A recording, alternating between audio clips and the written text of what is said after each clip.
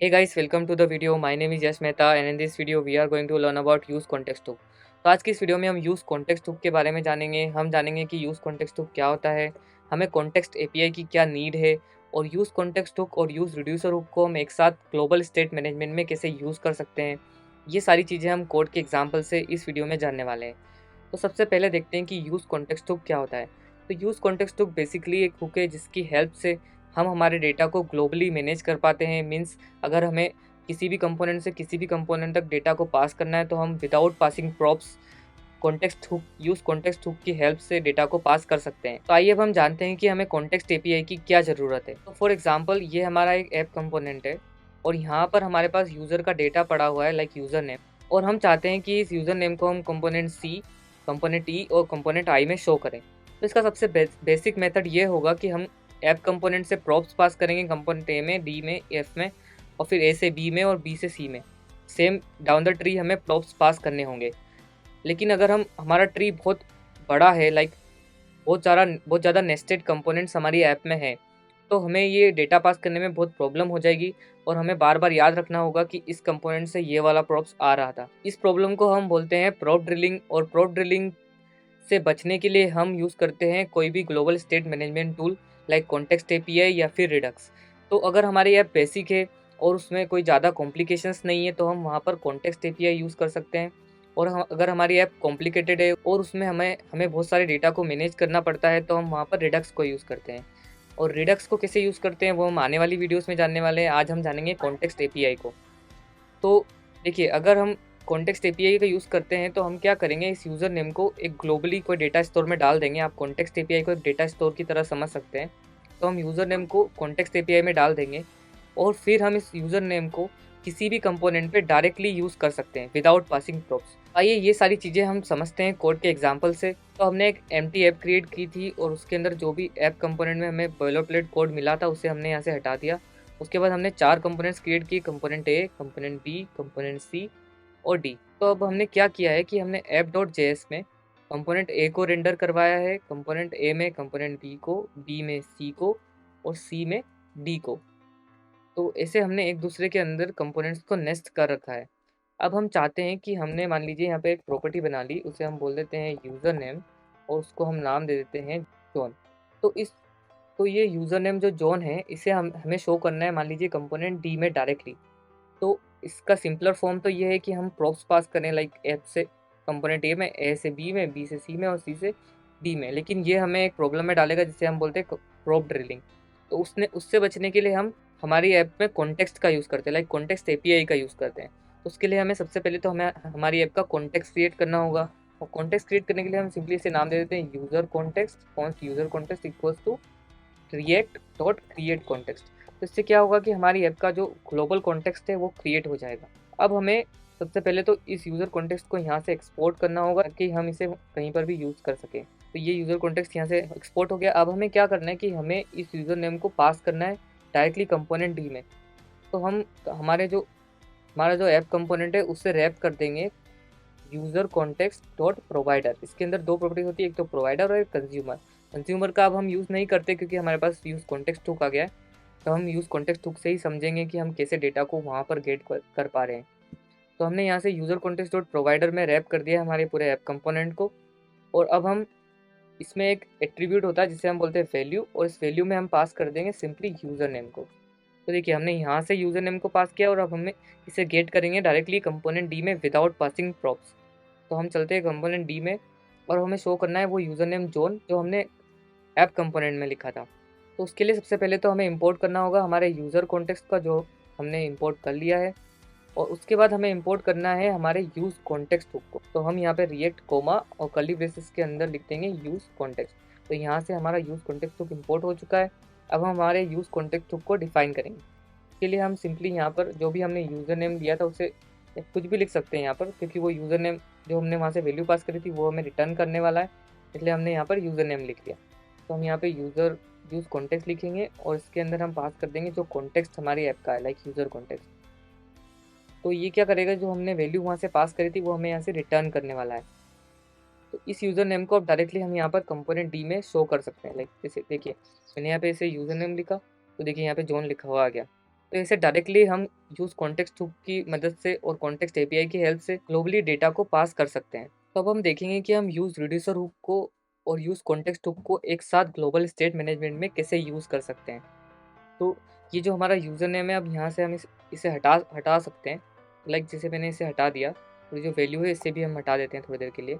और जो हमने कंपोनेंट डी में लिखा था उससे भी हमने सब कुछ हटा दिया है। तो आप समझ तो गए हैं कि हम यूज़ कॉन्टेक्स्ट हुक की हेल्प से कैसे ग्लोबल डेटा को पास कर सकते हैं। अब हम देखते हैं कि हम यूज़ रिड्यूसर को उसमें कैसे यूज़ कर सकते हैं। तो जो यूज़र कॉन्टेक्स्ट हमने यहाँ पे लिखा है, इसे हम नाम दे देते हैं काउंट कॉन्टेक्स्ट, क्योंकि हम एक काउंटर ऐप बनाने वाले हैं वापस। तो इसे हम देंगे काउंट कॉन्टेक्स्ट, और इसे हम एक्सपोर्ट भी करेंगे काउंट कॉन्टेक्स्ट से।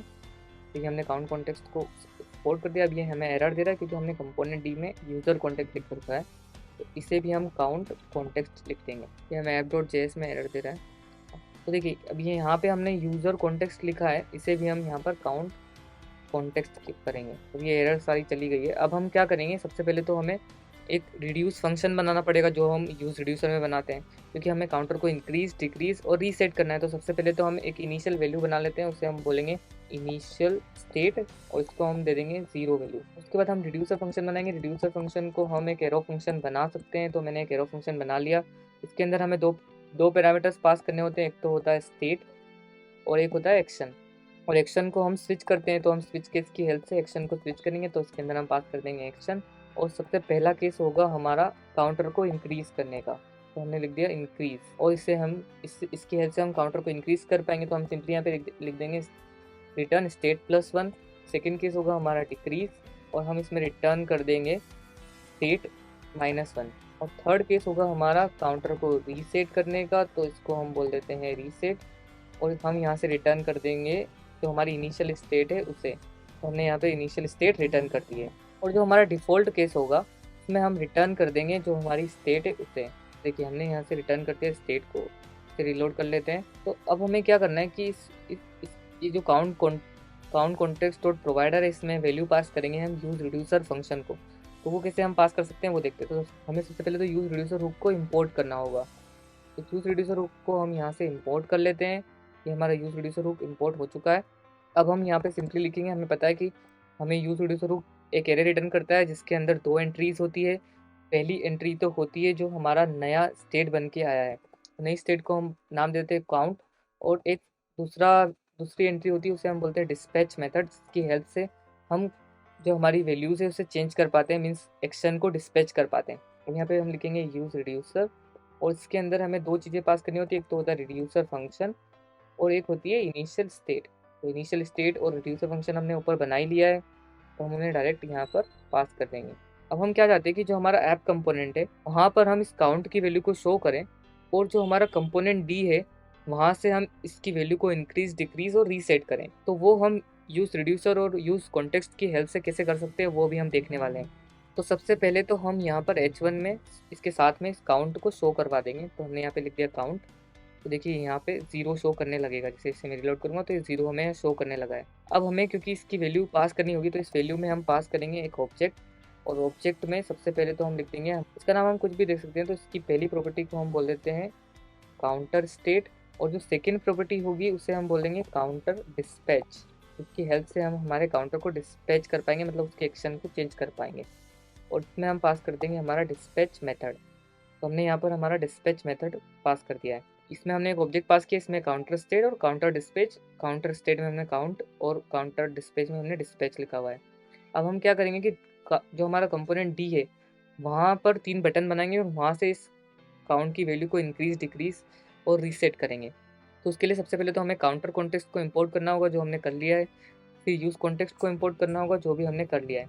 तब हम सिंपली यहाँ पर लिखेंगे जो भी हमें वहाँ से मिला है। लाइक हमें मिला है वहाँ पे काउंट स्टेट, जो भी मिला है, तो हमें सिर्फ इसका नाम दे देते हैं अभी काउंट स्टेट, और को हम यूज़ कॉन्टेक्स्ट में असाइन कर देते हैं। और यूज़ कॉन्टेक्स्ट में हम पास कर देंगे जो हमारा काउंट कॉन्टेक्स्ट है उसे। ये हमसे एक कॉन्टेक्स्ट लेता है पैरामीटर में। तो हमने जैसे इसमें कॉन्टेक्स्ट पास किया, अब हम क्या चाहते हैं, जो हमारे फंक्शंस थे उसे हम यहाँ पर यूज़ करें। तो उसके लिए हम 3 बटन्स बनाएंगे सबसे पहले। तो एक बटन तो हमारे काउंटर को इंक्रीज़ करने में हेल्प करेगी।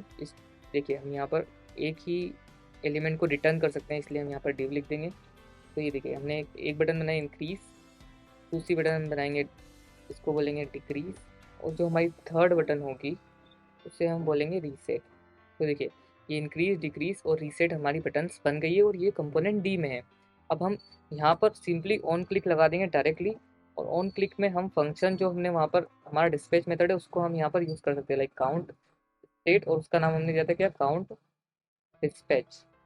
तो हम यहाँ पर उसे डायरेक्टली यूज़ कर सकते हैं और उसके अंदर हम पास कर देंगे जो भी हमारा एक्शन है, लाइक हमारा एक्शन है इंक्रीज, तो हम यहाँ पर इंक्रीज पास कर देंगे। बोल रहा है कि काउंट डिस्पैच एक कोई फंक्शन ही है, तो हम चेक करते कि हमने वहाँ पर क्या लिखा था। हमने यहाँ पे लिखा था काउंटर डिस्पैच, तो हम यहाँ पर लिखेंगे काउंटर डिस्पैच। फिर रिलोड करते हैं तो देखिए हम इंक्रीज पे क्लिक कर रहे हैं तो इंक्रीज हो रहा है और ये कंपोनेंट डी से हो रहा है। सेम चीज़ हम डिक्रीज के लिए भी कर सकते हैं। तो मैंने यहाँ पे ऑन क्लिक लगाया और इससे हमने लिखा काउंट डेट और काउंटर डिस्पैच, और इसको हम बोल देंगे डिक्रीज। ठीक है, अब जैसे मैं डिक्रीज पे क्लिक करूँगा तो डिक्रीज भी हो रहा है, इंक्रीज पे करूँगा तो इंक्रीज। सेम हम रीसेट के लिए भी कर देंगे। इसे हम किसी भी कंपोनेंट में कर सकते हैं यूज़ डायरेक्टली। तो ये सबसे बड़ा यूज़ है हमारे यूज़ कॉन्टेक्स्ट हुक का और हमारी कॉन्टेक्स्ट एपीआई का, और यूज़ रिड्यूसर हुक से हम कितनी आसानी से हमारी स्टेट को मैनेज कर पा रहे हैं। तो देखिए हम यहाँ पे सिंपली पास कर देंगे रीसेट। तो देखिए ये जो हमारा रीसेट फंक्शन है वो बन चुका है। इसे मैं वर्ड रैप कर देता हूँ ताकि आप ढंग से कोड देख पाएँ। तो देखिए जिस हमने सिंपली यहाँ पे ऑन क्लिक पास करा और ऑन क्लिक में हमने हमें जो भी यहाँ से स्टेट मिली थी, जो भी हमें यहाँ से यूज़ कॉन्टेक्स्ट हुक ने रिटर्न किया था, उसकी हमने प्रॉपर्टी को यूज़ किया, काउंटर डिस्प्ले जो हमने वहाँ पर बनाई थी, और उसमें हमने सिंपली हमारा जो एक्शन है उससे डिस्पैच कर दिया, इंक्रीज, डिक्रीज और रीसेट। तो देखिए जैसे मैं रीसेट पे क्लिक करूँगा तो रीसेट हो रहा है, लेकिन ये कंपोनेंट डी से हो रहा है। जैसे हम किसी भी कंपोनेंट से कहीं पर भी कोई सी भी वैल्यू को शो कर सकते हैं। मान लीजिए हम इस काउंटर की वैल्यू को यहाँ पर दिखाना चाहते हैं तो हम यहाँ पर भी उसे दिखा देते हैं। जैसे हम वहाँ पे नाम देख लेते हैं, हमने उसका नाम दिया था काउंटर स्टेट, तो हम यहाँ पर कंपोनेंट डी में भी उसको शो कर सकते हैं। देखिए मैं यहाँ पे सिंपली लिखूँगा count state dot counter state. तो देखिए ये यहाँ पे ज़ीरो शो होने लगा है। तो ऐसे हम कहीं पर भी हमारी ग्लोबल स्टेट की हेल्प से कहीं पर भी डेटा पास कर सकते हैं हमारी पूरी ऐप में। तो ये सबसे बड़ा यूज़ है हमारी कॉन्टेक्स्ट एपीआई का और हमारे यूज़ कॉन्टेक्स्ट हुक का और यूज़ रिड्यूसर हुक का। तो इस वीडियो में इतना ही। आने वाली वीडियोज़ में हम और जानेंगे कॉन्टेक्स्ट एपीआई के बारे में, रिडक्स के बारे में, और हम आने वाली वीडियोज़ में अच्छे प्रोजेक्ट्स भी बनाने वाले हैं। तो अगर आपको ये वीडियो पसंद आई है तो प्लीज़ लाइक करें, शेयर करें, सब्सक्राइब करें, और आने वाली वीडियोज़ की अपडेट्स पाने के लिए नोटिफिकेशन बेल को प्रेस करें। Thank you.